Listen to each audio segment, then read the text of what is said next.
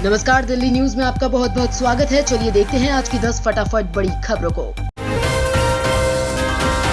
बैठक के बाद एक सुर में बोले सभी आप विधायक, जेल से ही सरकार चलाएंगे केजरीवाल।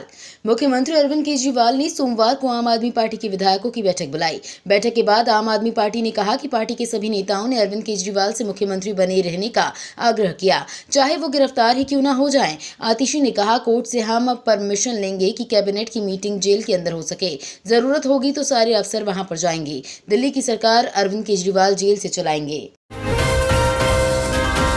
कर्मचारियों को दिल्ली सरकार का दिवाली गिफ्ट, इस बार मिलेगा बम्पर बोनस।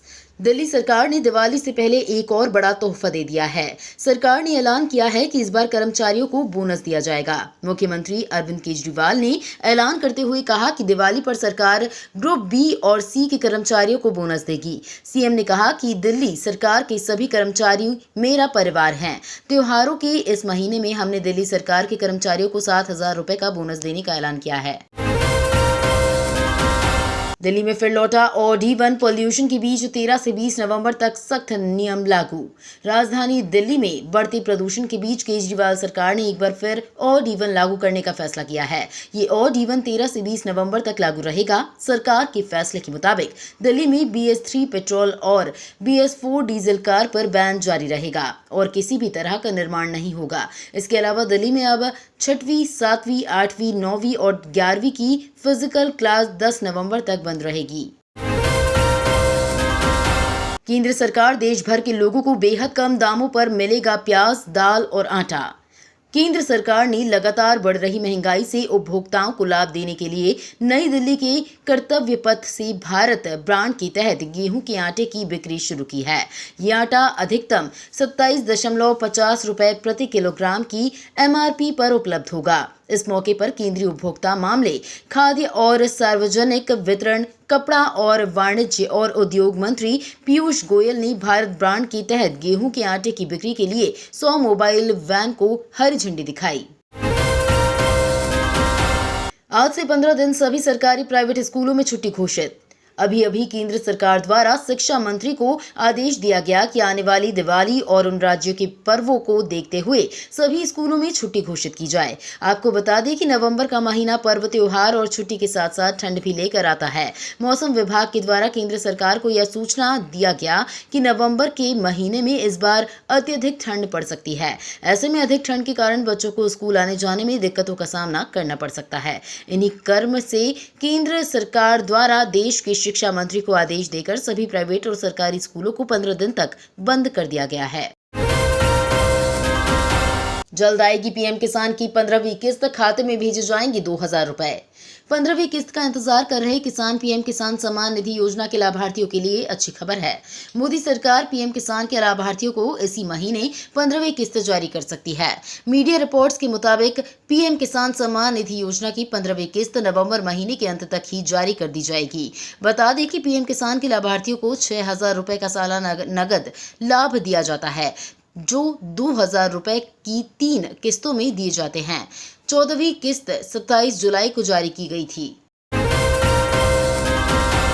दिल्ली के बढ़ते एयर पोल्यूशन पर एम्स की पूर्व डायरेक्टर ने जारी की चेतावनी संदेश। राजधानी दिल्ली में एयर पोल्यूशन ने हाल बेहाल कर रखा है। तमाम कोशिशों के बावजूद एयर क्वालिटी इंडेक्स लगातार बढ़ रहा है। ग्रैब 4 लागू कर दिया गया है। इसके अलावा 13 से 20 नवंबर तक के लिए ऑड इवन सिस्टम वापस लाने का फैसला किया गया है। इस बीच एम्स की पूर्व निदेशक और वरिष्ठ पल्मोनोलॉजिस्ट डॉक्टर रणदीप गुलेरिया ने बड़ी चेतावनी दी है। उन्होंने उन लोगों को घर में रहने की सलाह दी है जिन्हें ज्यादा जोखिम है।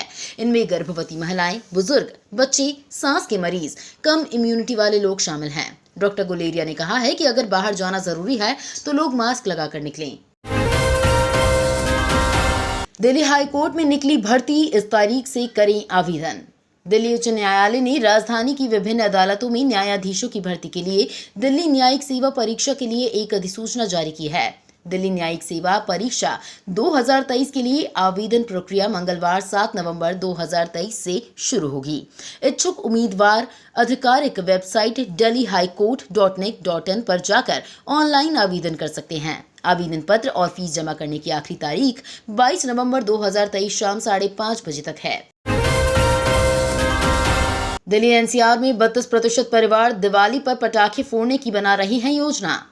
एक सामुदायिक सोशल मीडिया प्लेटफॉर्म के सर्वे में पता चला है कि दिल्ली एनसीआर में लगभग 32% परिवार पटाखे फोड़ने की योजना बना रहे हैं, जबकि 43% ने प्रदूषण के बारे में चिंताओं को ऐसा न करने का कारण बताया है। लोकल सर्कल्स के सर्वेक्षण के अनुसार दिल्ली, नोएडा, गाजियाबाद, गुरुग्राम और फरीदाबाद की निवासियों से 9,000 से अधिक प्रतिक्रियाएं मिली हैं। दिल्ली एनसीआर में फिर लगी भूकंप के झटके, एक सप्ताह में दूसरी बार कांपी धरती।